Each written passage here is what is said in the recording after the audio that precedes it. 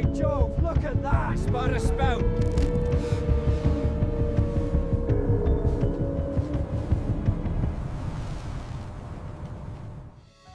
Edward Belcher's expedition of 1852 went down in history as one of the most severe trials at the edge of the world. 4 powerful ships found themselves firmly trapped in thick ice fields, far from any life-saving human civilization. Captain Henry Kellett stood on the deck, watching as the white mass slowly but surely squeezed the wooden sides of his ship. The air temperature was dropping rapidly, turning every breath people exhaled into a cloud of tiny, prickly ice crystals. The horizon was completely empty, and Kellett already realized the gravity of their current, extremely dangerous situation. Kellett looked at the endless white wasteland, clearly understanding that nature made no distinction between officers and ordinary sailors. The world they had left far behind in warm England continued its usual life, completely unaware of their terrible fate. Ahead of the exhausted men lay only emptiness and uncertainty, hidden behind a thick wall of snowfall and the approaching polar darkness. They still hoped that this was a temporary obstacle that would soon be overcome with the help of powerful steam engines.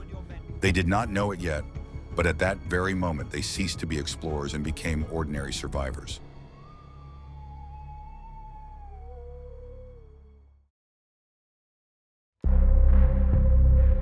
In the spring of 1852, the British Empire decided to strike a decisive blow against the mysteries of the harsh Arctic. The Admiralty prepared a grand squadron to search for Franklin's missing expedition, consisting of 4 of the most advanced ships. Edward Belcher, a stern, pedantic officer who was extremely demanding of his subordinates, was entrusted with leading this ambitious expedition. The ships were equipped with the best equipment of the time, including special reinforced hulls for navigating through thick ice. The holds were filled with coal, barrels of select salted meat, warm clothing, and scientific instruments for several years ahead. Confidence in the infallibility and invincibility of the British fleet filled every participant in this large-scale search operation. The squadron's preparations proceeded strictly according to the approved schedule, and each step was calibrated with dry mathematical precision. None of them yet understood the true scale of the coming, deadly confrontation with the icy Arctic wilderness. Young, inexperienced sailors came aboard, dreaming of world fame as explorers and generous government salaries. For many of them, this was their first real test in life, shrouded in the false romance of distant travels. Experienced naval veterans behaved much more cautiously, knowing the extremely treacherous and unpredictable nature of the northern seas. They carefully checked every knot in every mechanism, understanding the high price of the slightest mistake far from home. The thick smell of tar, coal, and fresh tarred wood mingled with the salty sea breeze, filling the taut sails. The ships looked majestic, like floating impregnable fortresses, ready to easily withstand any blow from nature. However, as they advanced to the far north, the color of the water began to change, becoming darker and heavier. The air temperature gradually decreased day by day, forcing the sailors to take warm woolen clothes out of their chests. The appearance of the first lone white ice floes caused excitement and genuine interest among the inexperienced members of the crew on deck. These chunks seemed like completely harmless pieces of ice, drifting slowly and majestically across the dark ocean waves. The last faint glimmers of the warm sun finally disappeared behind thick, low-leaden clouds. The cold air was filled with fine frost, which instantly settled in a thick layer on the rigging and wooden parts. The expedition had crossed the invisible ice border, separating the familiar safe world from the realm of eternal cold. From that fateful moment on, relentless time became their main, invisible, and most ruthless enemy. The ships still cut confidently through the dark waters, rushing straight into the deadly embrace of the icy natural trap. History had already begun to slowly unfold, preparing the most terrible scenario for these ambitious people.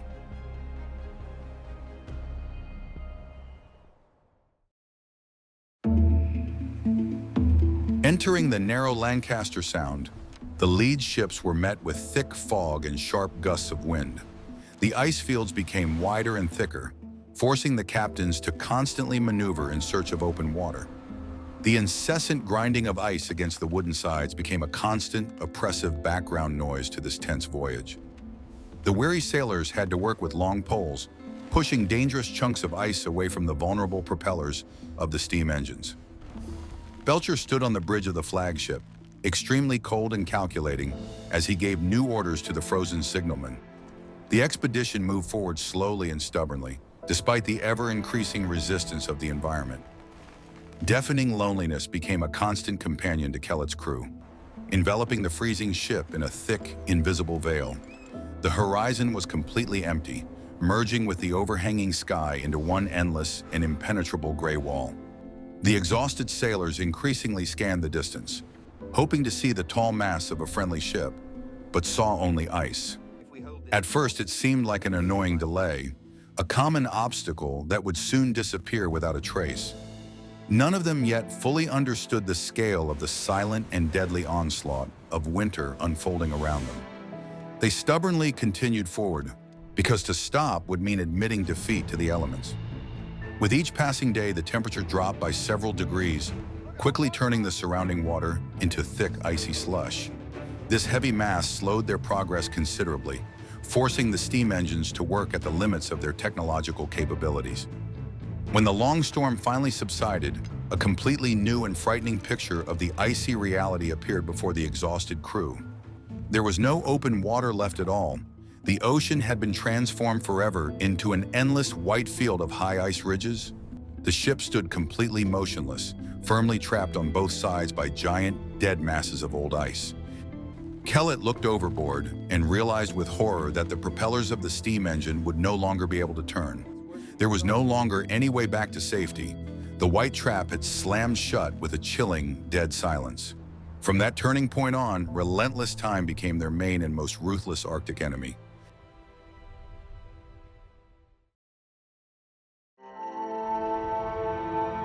The realization that the ship was stuck fast in the ice did not come to the exhausted crew all at once, but in heavy waves. At first, the sailors stubbornly tried to cut a channel around the hull with heavy iron picks and saws. This exhausting work in the cold took away their last strength, but the ice grew faster than they could chip it away. The clang of iron striking ice echoed far across the empty plain, without any visible result. Kellett stood by the icy side of the ship, silently watching these futile attempts to cheat mighty nature itself. Soon it became clear to everyone that human strength was completely inadequate against millions of tons of frozen water. Everything changed in a second when the compressed hull let out a long, heart-rending groan under the monstrous pressure. The frozen people stood still, expecting the planks to give way and cold water to pour directly into the holds. However, the shipbuilders had done their job conscientiously, and the reinforced oak frame withstood this first powerful onslaught. The feeling of complete, deafening isolation from all of humanity became physically palpable, a very heavy burden on their shoulders. No one in the world heard their cries, and no one knew the exact coordinates of their icy white grave. The familiar world continued to live its life, but for these forgotten sailors, time had completely stopped. The last pale ray of sunlight slid over the tops of the frozen masts and finally disappeared behind the dark horizon.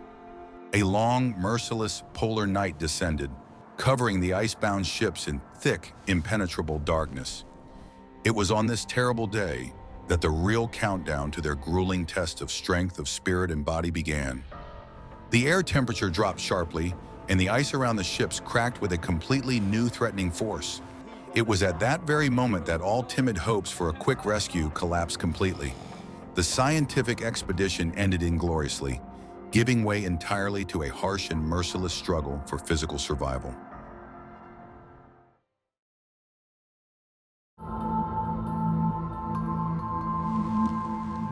The polar night brought with it a thick darkness that seemed almost tangible, a heavy substance to the touch. The dim ship's lights illuminated only a few meters around, picking out the ever-falling snowflakes from the thick darkness. Beyond this dim, flickering light lay a vast expanse of absolute, indescribable animal fear. Kellett strictly forbade solo trips onto the ice, reasonably fearing attacks from hungry polar bears invisible in the darkness. The sounds of the howling wind resembled the heavy, hoarse breathing of an invisible monster, forever prowling around the people locked in the tree. The most frightening thing was not even the physical pain from the cold, but the incessant, ominous, and dead silence. The real famine had not yet fully set in, but the strict rationing that had been introduced was already making itself felt. Salted meat turned to stone in the bitter cold, and the cooks had to chop it for a long time with heavy iron axes. Thawing this meager food took precious time and required the use of scarce charcoal supplies. The frozen soldiers obeyed his orders solely out of pure animal fear, not out of respect for their commander. The ship's crew began to crack under the heavy yoke of tyranny and the unbearable, torturous natural ice conditions. It was at this moment that they ceased to be a crew and became a group of frightened prisoners of the admiral. The breeding lice became a real endless disaster, bringing additional, unbearable physical suffering to people exhausted by the cold. Their civilized human appearance faded away, giving way to primitive instincts and an animalistic desire to simply preserve what little warmth they had. This was only the first month of their real, physically and morally unbearable Arctic ice trial. Every dark morning began with the obligatory roll call, which sounded more and more like the reading of a list of those sentenced to death. The voices of the sailors, suffering from colds, sounded extremely hoarse and husky, broken by constant coughing and inhaling the burning icy air. Nature itself did not actively try to kill them. It simply watched their slow demise with indifference and silence. The Arctic turned out to be a perfect ice trap from which it was absolutely impossible to escape physically or mentally. No one in the British Navy had prepared them for such colossal loneliness, overwhelming the human will. They were forever alone with the cold, which knew how to wait very long and patiently for its rightful prey.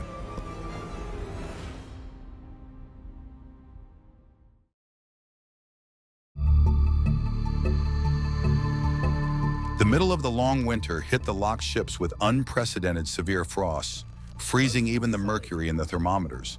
Sensation almost completely disappeared.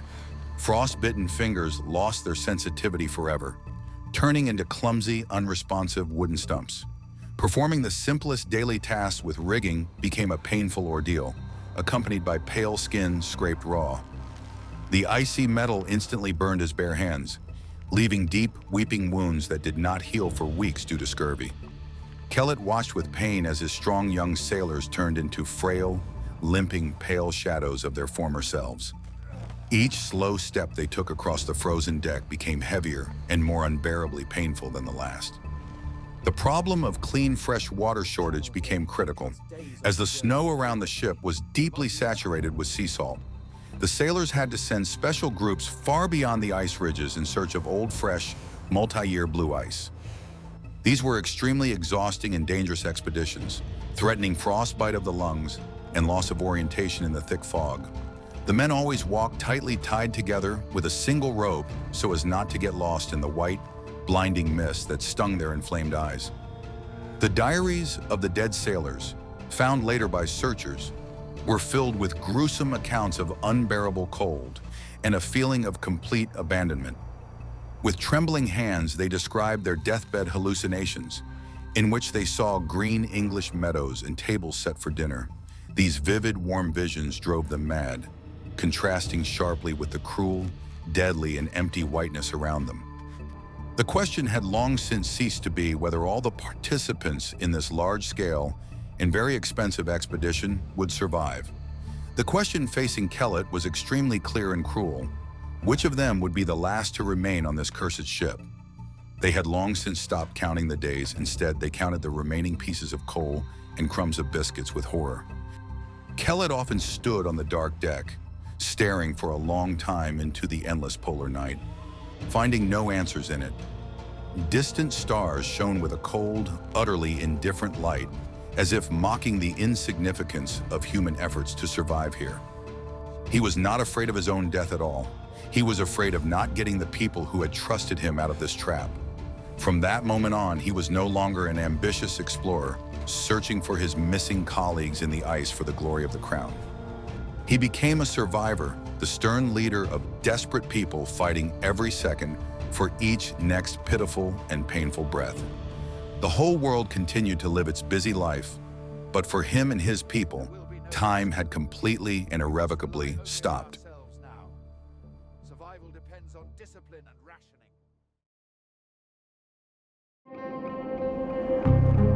The long-awaited spring of 1853 did not bring the expected saving warmth and liberation from the ice. The cold sun returned to the pale sky, but its rays were too weak and did not warm the deck at all.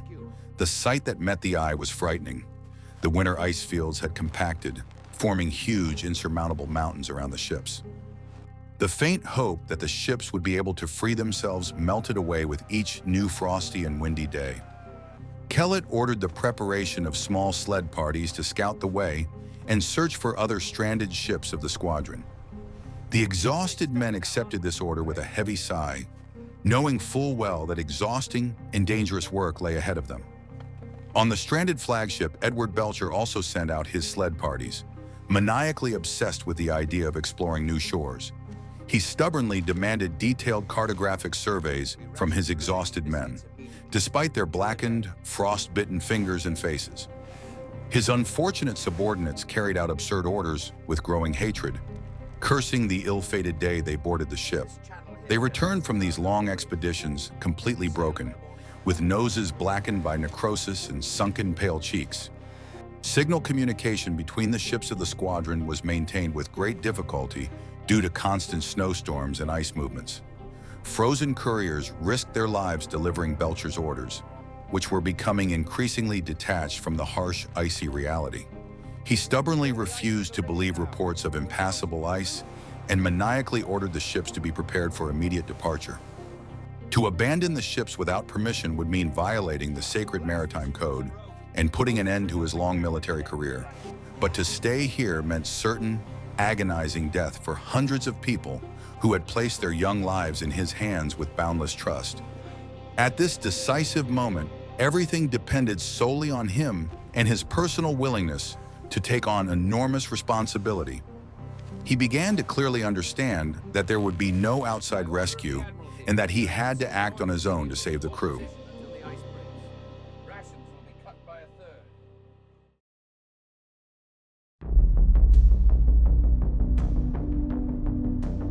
The second long polar winter descended on the squadron with double the fury of the cold storm winds, which were absolutely merciless.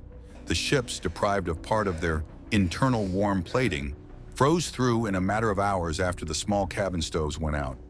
Food supplies reached a critical level, and rations were cut to the minimum necessary for an emaciated adult. The people had finally turned into walking skeletons, covered with yellowish skin with huge dark spots of progressive scurvy. Kellett looked at his crew with pain and saw in their sunken eyes an absolute resigned emptiness. With each passing day, their faint hope grew thinner, ready to be blown away forever by the next strong gust of wind. The hidden panic that had previously smoldered quietly in the cabins began to spill out openly in the form of loud, hysterical, nervous breakdowns. Some desperate sailors refused to get out of their bunks, silently and submissively awaiting death in the darkness of the cold cabins. Others, on the contrary, suddenly fell into violent delirium, screaming and demanding that the sails be set immediately and the ship sail home.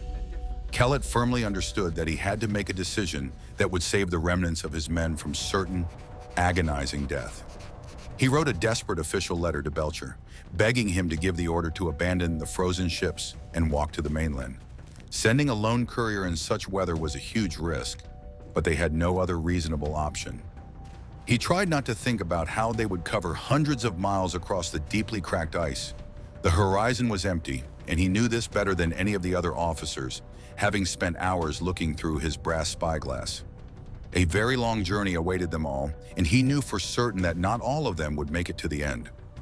The last days on the frozen ship turned into an agonizing wait for the signal to begin the dangerous rescue trek on foot.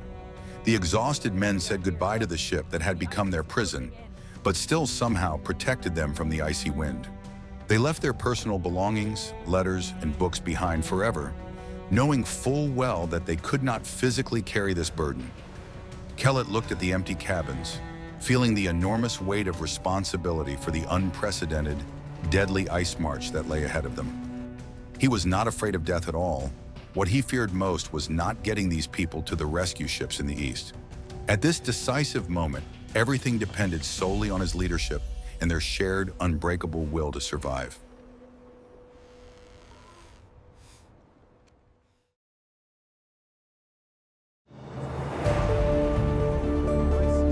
The situation changed completely unexpectedly when Edward Belcher himself arrived at Kellett's ship in the spring on a sled. He looked very emaciated, but his eyes still burned with the fanatical fire of a commander who brooked no opposition. He quickly examined the sick sailors and the frozen interior of the ship without uttering a single word of sympathy. Kellett tensely awaited a harsh reprimand for secretly preparing for evacuation, but Belcher remained frighteningly silent. The atmosphere in the cold wardroom was tense to the limit, with the officers awaiting a decision on which their lives directly depended. None of them yet understood that the broken admiral had already made the most difficult decision of his career. The next morning, Belcher gathered all the officers and read out his new, shocking order in a dry, impassive tone. The entire squadron was to be abandoned immediately, all 4 ships were to remain in the ice, and the crews were to walk to the mainland. This brief statement came as a bolt from the blue, even though everyone had been secretly expecting it. Leaving 4 warships behind at once was an absolutely unprecedented event in the history of the proud British fleet. Kellett felt enormous inner relief mixed with bitterness at the complete failure of their entire large-scale Arctic expedition. The order was given, and there was no longer any way back for any of the officers present. At first, the rested column moved relatively quickly, spurred on by adrenaline and new hope for a speedy rescue at Beechy Island. There, rescue ships were supposed to be waiting for them with food and warm, dry cabins for a long-awaited rest. But the ice was absolutely merciless, cut by deep cracks and high ridges, through which the sleds had to be constantly dragged. The most frightening thing on the journey was not the pain in their muscles, but the silence that fell when someone stopped breathing forever. They no longer buried their dead, simply leaving the frozen bodies on the ice as eerie landmarks along their route. The question was extremely harsh. Which of them would be the last to remain on this god-forsaken white Arctic plain? They were now separated not only by the icy wasteland, but also by a deep chasm of mutual misunderstanding and hidden resentment. From that day on, the expedition finally turned into a scattered crowd of desperate mortals, pathetic people fighting for their lives.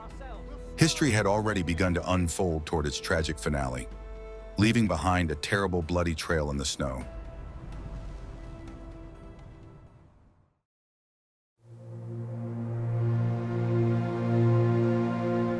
The days merged into one endless series of dull pain, blinding white light, and wind that penetrated to the very bones.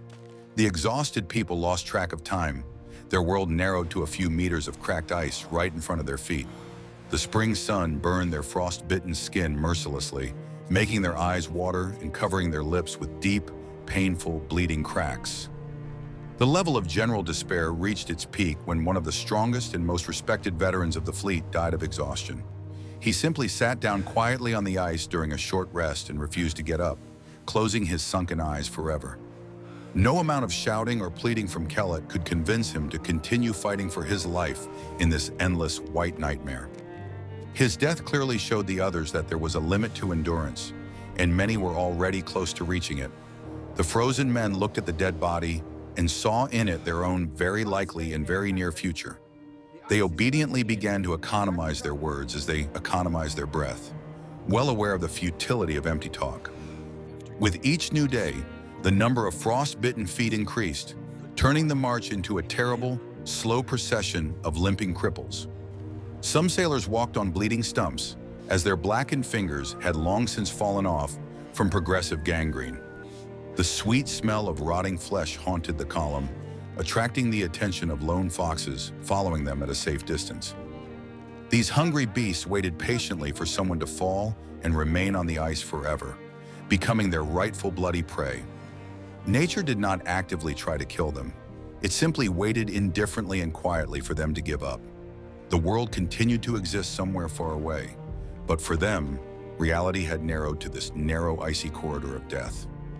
The horizon was completely empty, and he knew it, physically feeling despair squeeze his tired, aching heart again. At first it seemed like a temporary delay, but now it had turned into a new, even more terrible and unjust death sentence.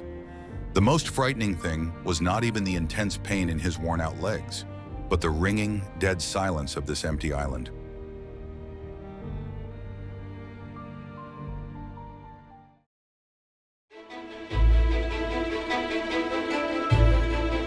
They spent several agonizing, anxious days on Beachy Island, regaining their strength with the remains of canned provisions found in the warehouses.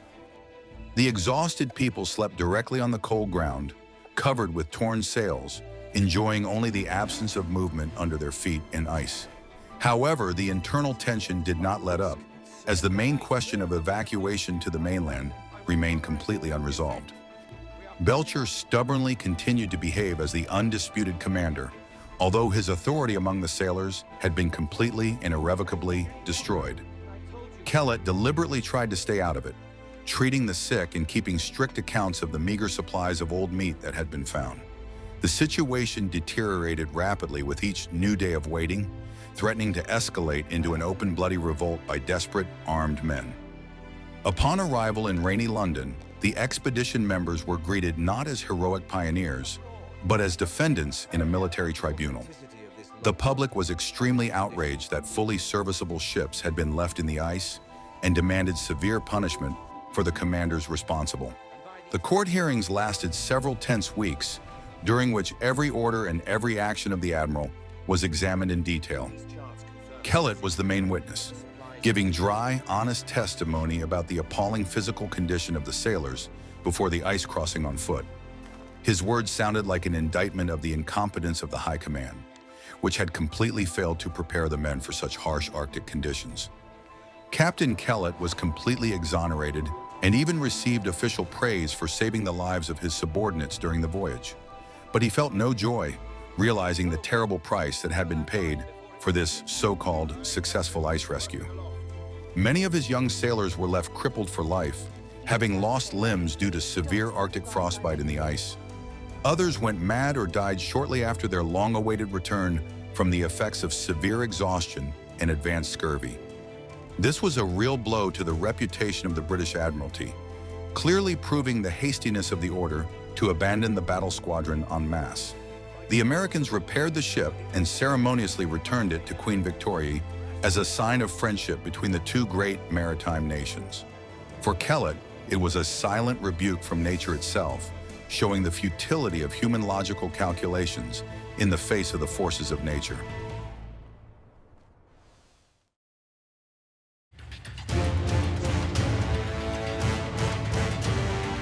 Belcher's expedition became a very cruel and painful lesson for all subsequent explorers of the polar regions of our cold planet.